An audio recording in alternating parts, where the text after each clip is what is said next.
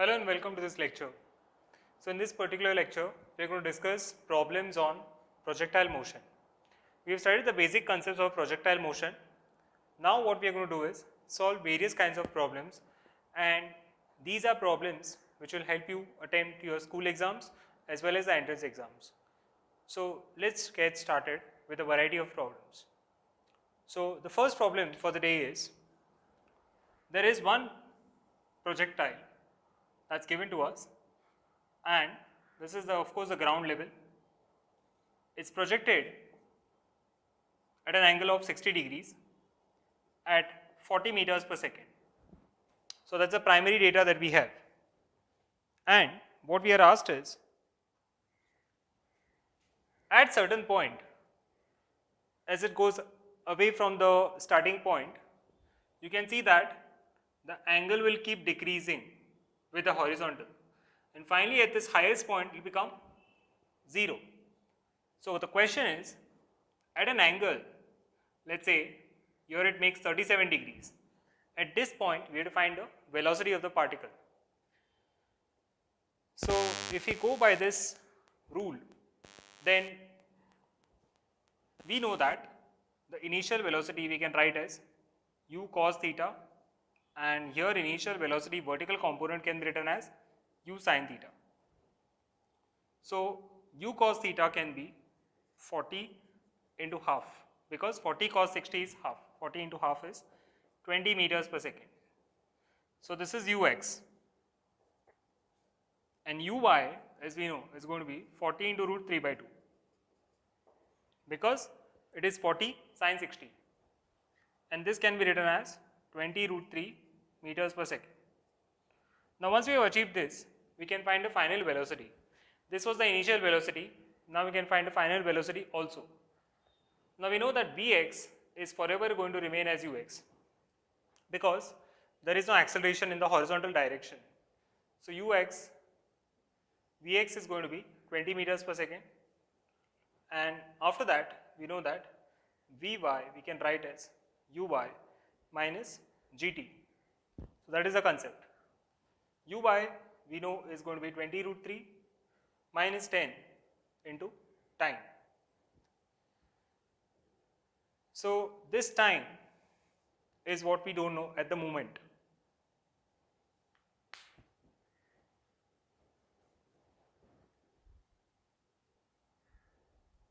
So how to find this time now? That is the thing. So what we'll do is, you can clearly see that at this point, when it is making an angle of 37 degrees, this component is going to be V cos 37, and this is going to be V sin 37. That's what we know. Now at this point we don't know the velocity, but I know that this V cos 37 has to be same as U cos 60. This is what we know, because the horizontal component will forever remain the same, as I said. So Ux is 20, Vx is 20, and this 20 can be equated to V cos 37. Now we know that cos 37 is 4 by 5. Let's put it, and what we get is 100 by 4, that is V. So value of V is 25 meters per second at this point. And overall at this point we can find the final velocity also, because we know that. So Vy is nothing but V sin 37. So V sin 37, where V is 25, sin 37 is 3 by 5. This is 20 root 3 minus 10 into t. So 5 5s are 25, that's what we get. 5 3s are 15 is what we get here, and 10t is equal to 20 into root 3.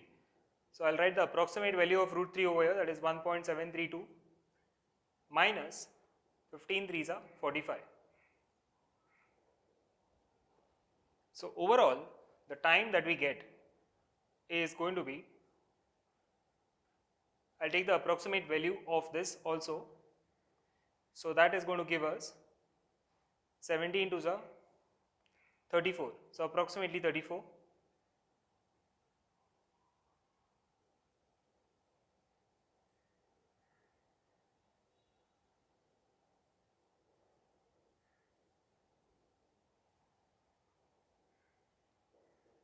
divided by 10. Whatever we get over here, that's the time.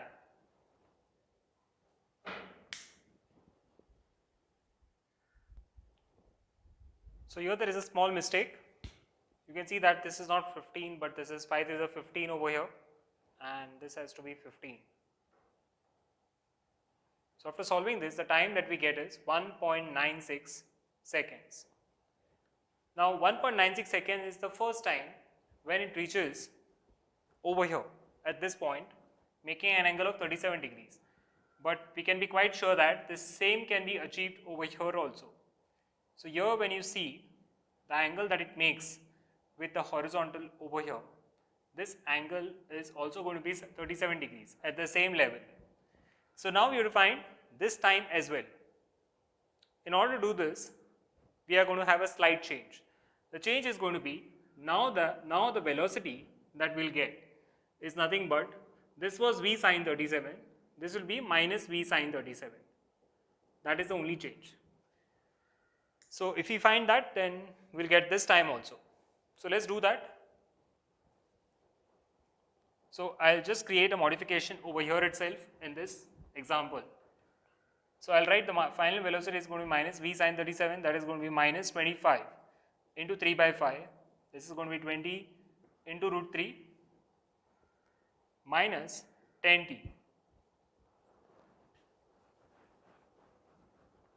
So let's actually calculate this now. So this is going to be like 20 root 3 plus 15 divided by 10. This is the time. And if you find this time, this is time t2. Time t2 is obviously going to be 4.96 seconds after calculation. So from here to here, it takes 1.96 seconds. From here to here, it will take 4.96 seconds. So that is the answer of this question. So the time at which it will reach at an angle of 37 degrees is 1.96 seconds and 4.96 seconds.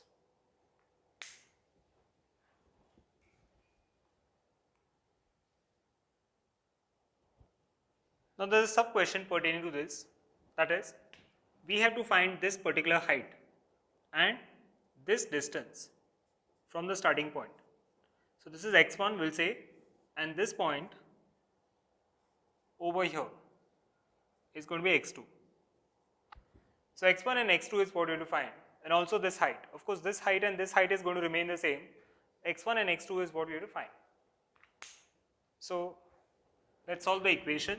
With the help of second equation of motion, we will be able to find this data as well. So first height, sy, is what we know, is going to be u by t plus half gt square. That is what we know. So sy is what we have to find, the height. U by we know, u by is going to be u sine 60, that is 20 root 3 into time, that's 1.96, because it reaches over here at 1.96. And this part we will write g. G is 10, of course minus 10 over here because this is ay. So I better write ay over here, and this time is going to be 1.96 square. Now after solving this, we get the answer as 48.7 meters. 48.7 meters is the height that we'll get. Now we need to find x1.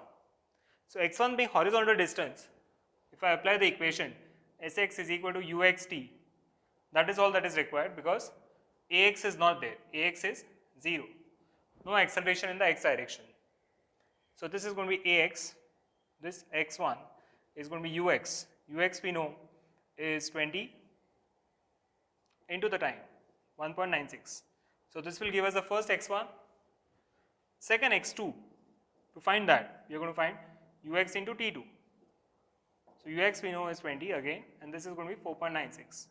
The answers that we get after solving this are 39.2 and 99.2 meters.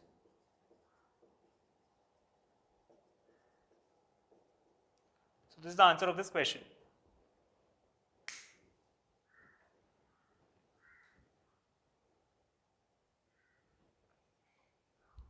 So now we have got a different kind of problem. 3 setups are given to us. This is the first setup, second setup and third setup. In all of these setups, we have to find two things. One is a time at which this projectile will land the ground. So all of them will take some different time. Time in all the three cases when this projectile will land on the ground. Second, we have to find wherever it lands, let's say it lands over here, then we have to find this horizontal distance in each of the cases from the starting point. So all that is given to us is the velocities, initial velocities and the heights. So let's get started. So first we'll find out the times. How do we do that? So as in this case, if the projectile was quite straight this way, then what we would have done is just found out time of flight. But in this case we can't do that because the situation is something different. So what I'm trying to say is, this will take some time over here, and then to come from here to here, it will take extra time.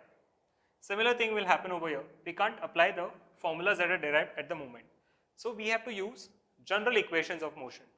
So general equation of motion that we know at the moment is Sy is equal to u by t plus half a by t square. This is what we know.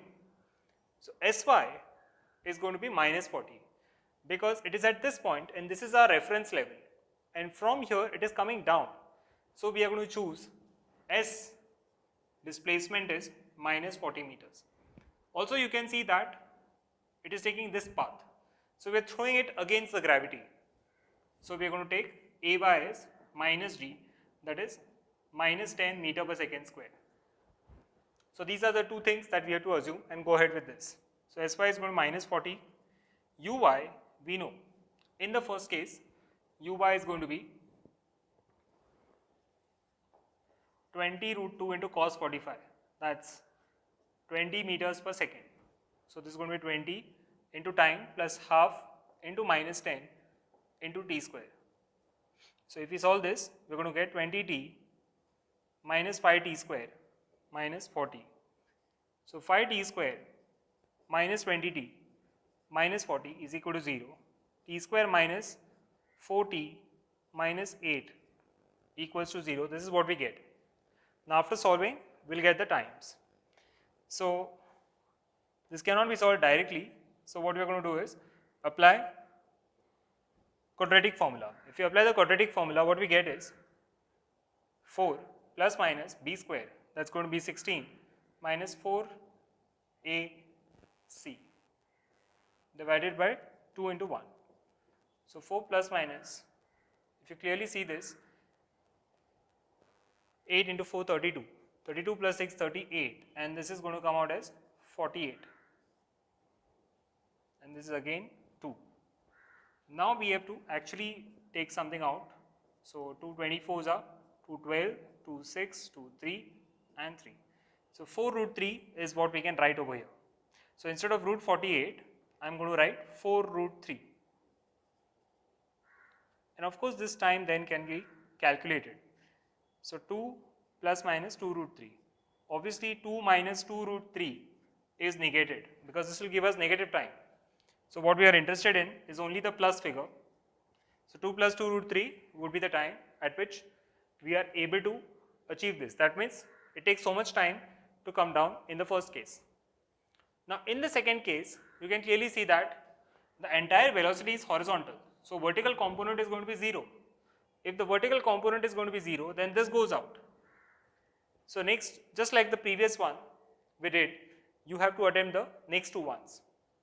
I'm just going to tell you the inputs, and then straight away you have to apply these formulae and you can get the times. So this is of course the time one in seconds. Uy is going to be 0 over here. If Uy is 0, this term is going, and then all that we have is this. So Sy is going to be minus 40 is equal to minus half into 10 into t square. So that's going to be quite straight because we get t square as 8. T is 2 root 2 seconds. So in this case, it's going to be 2 root 2 seconds. And in the last case, you can clearly see that Uy is going to be minus 20. So Uy is going to be minus 20, rest all the inputs are going to remain the same, and you will get the third time. So T1, T2, T3 are achieved. That's the first thing. And then as far as the horizontal distance is covered, all that we have to do is this formula.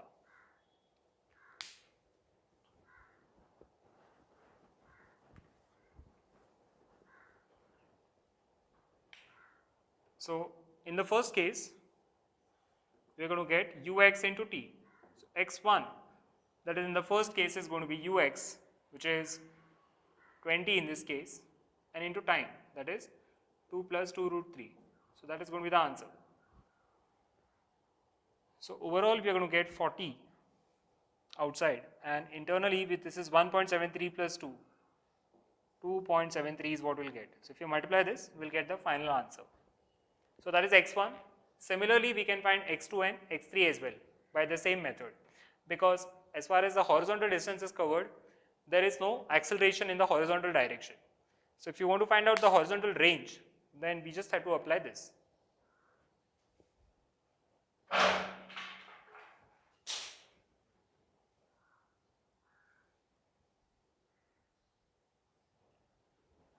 So in the last case, these are the answers that you are supposed to get. So t1 corresponds to the time in the first diagram, and x1 corresponds to the distance, horizontal distance in the first diagram. These are the answers pertaining to the next two diagrams.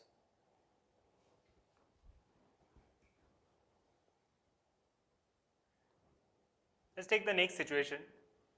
Suppose this is the kind of situation that's given to us, and we need to find, this is the ground of course, this is height h, and this is the distance x. So in the present case, you can clearly see that it's totally horizontal velocity that we have. So ux is u and uy of course is 0, because it's entirely horizontal. Now the question is, what is the time taken? The first thing is, what is the time taken to go from here to here, and then what is this range? This data is given to us, so the height of the tower is given to us. So obviously we can say that time, we are going to apply this equation. So everything sticks to this equation only, and we are just following the basics. So Sy of course is going to be the height, uy is going to be 0 because it's already given to us, and what we have over here is ay. Ay is the acceleration, which is of course g in this case, and t square. So time, even if you take minus on both the sides, it will get cancelled, because I told you that we have to take this height as minus in the first problem. So time is what we are going to get, and that is going to be 2h by g, which is quite straight in this case. Once we find this time, we have the time now, we can find x. So x is going to be this horizontal velocity u, x into t. Ux is u into t. So that is the range. Now third thing that might be asked is, what is this resultant velocity when it hits the ground? So we know that this is going to remain the same, that is u. However, after time t, this velocity vy we can find. So vy is nothing but uy plus ay t. So in this case, whatever velocity you get, that's going to be downwards, that's negative. So we know the convention. So vy, we know that this is 0, vy is going to be gt. So we got both the things. Let's say that this is vy and this is vx. So v resultant is going to be root over of vx square plus vy square. So vx we know anyways, that's going to be the same, u square, and this is going to be gt the whole square. So overall, if you want to find this angle also, theta, and we are treating this as vectors, we know that tan theta is y by x. So we can also write tan theta is going to be vy by vx. So that is the answer of this question. Let's take a problem on this to actually understand the application. Now it's given to us that the horizontal distance is 5 meters and the vertical distance is 4 meters. The velocity is what we have to find. So this is given to us as 4 meters, this is given to us as 5 meters. We have to find the velocity at which the object was projected. So again we do the same thing. We know that it's going to take a certain amount of time So I'm going to write x equals to u into t. X is phi, u is unknown to us, and this is going to be t. And the second case, I'm going to write time taken would be 2 into h, that is 4, by g. G we know is this. Now from here we are going to get time. If we get time and if we put over here, then the only unknown is u. So that's it. The problem is solved. And if we solve this, we're going to get time, we're going to get as 0.9 seconds after solving this. And if you put this time over here, u is going to be 5 by 0.9, which is going to be 5.55 meters per second. So the ball was projected at 5.55 meters per second. That is the answer of this question.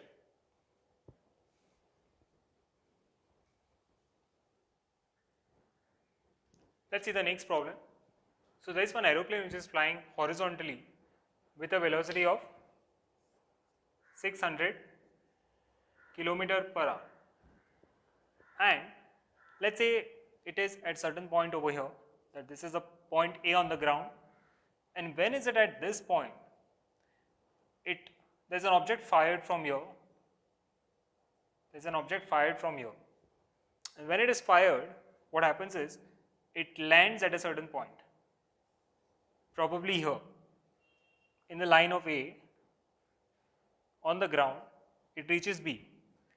So the aeroplane is in motion, and from the flying aeroplane, when it was at point A, an object is fired.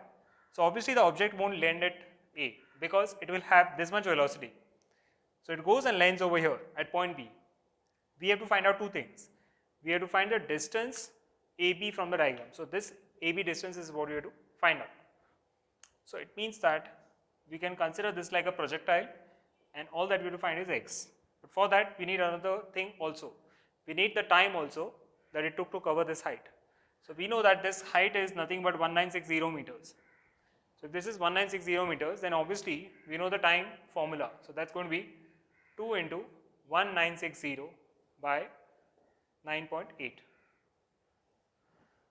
If we do this, then the answer that we get is 20 seconds. So it takes 20 seconds to come down and cover that height.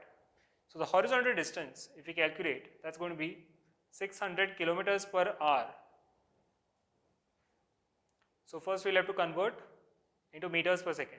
So that's going to be 5 by 18 into the time, that is 20.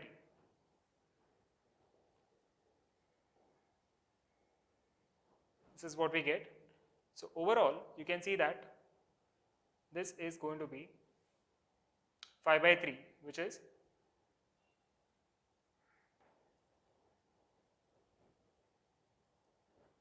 finally, after calculation, the answer that we get is 3.33 kilometers per second, or 3.33 kilometers, because the distance, or while getting the answer, we are going to get 3.33 into 10 raised to 3 meters.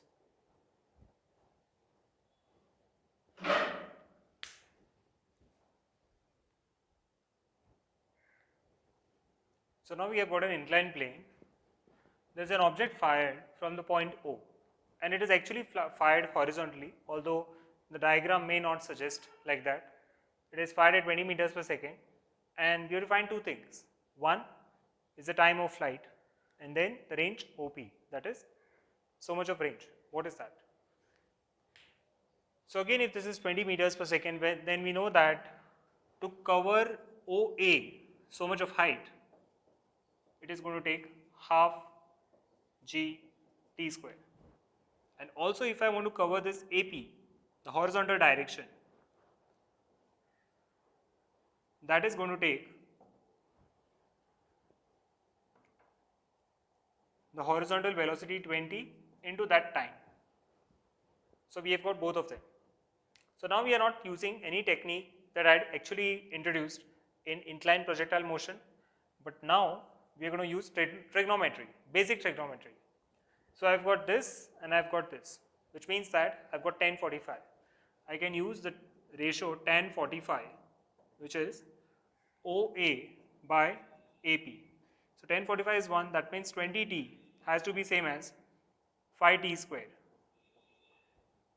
and of course we can write it as t square minus 4t, which is going to be t minus 4 is equal to 0. So we get t equals to 0 and we get t is equal to 4, which only means that at t is equal to 0 it was here, and at 4 seconds it reached p, which means that the time of flight is 4 seconds. So we have got the first answer. Now we got to find range. So range OP is nothing but, once we find AP and OA, we can apply Pythagoras theorem. So OA from here is going to be half into 10 into 16. So this is going to be 80 meters. And as far as AP is concerned, 20 into 4, this also is 80 meters. So overall we have, this is 80 meters, this also is 80 meters. So obviously by Pythagoras theorem, range should be 80 root 2 meters.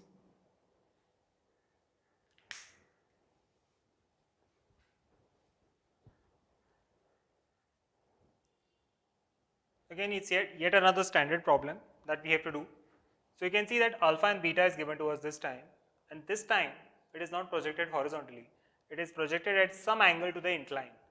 So alpha, this entire angle is 45, and this, the incline angle is 37. This is what we know. So OP is what we define and the time of flight. Now again we will go over the same method and I'm sure we'll get the answer. So UX, we know UX is 20 root 2 cos 45, which is going to be nothing but 20 meters per second. And as far as UY is concerned, we know that it's going to be 20 root 2 sin 45, which is going to be again 20 meters per second. So both UX and UY is there with us. Now if I want to track this point, so I'll again write this as A.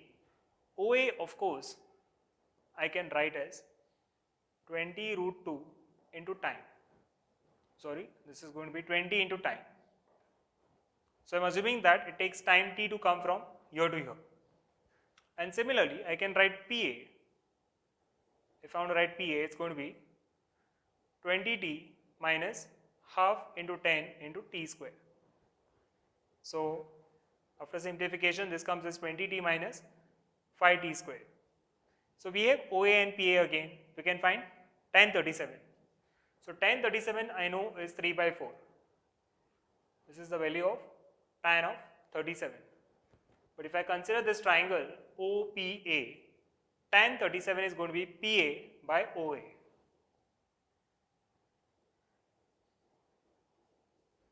So AP we know, that's 20t minus 5t square, and this is going to be 20t. So overall we can definitely find now after simplification the value of time. So time gets cancelled, one time will be cancelled of course, and I know that it's going to be at 0. So after cancelling we'll get another simplified form, 3 by 4 is going to be 20 minus 5t square divided by 20. We can simplify this pi also. This is 4 5s are 20. Again I can simplify and I can write 5 4s are, this is t square. So overall what we get is t square is 1, which means that t is going to be 1 second. So we have got the time of flight, that is 1 second, and range OP, this is going to be, first we have to find both of them. So OA is 20 meters and PA is going to be 20 minus 5, this is going to be 15 meters. So this is 20, this is 15. So PO we are going to get as 25 meters. So this is the range.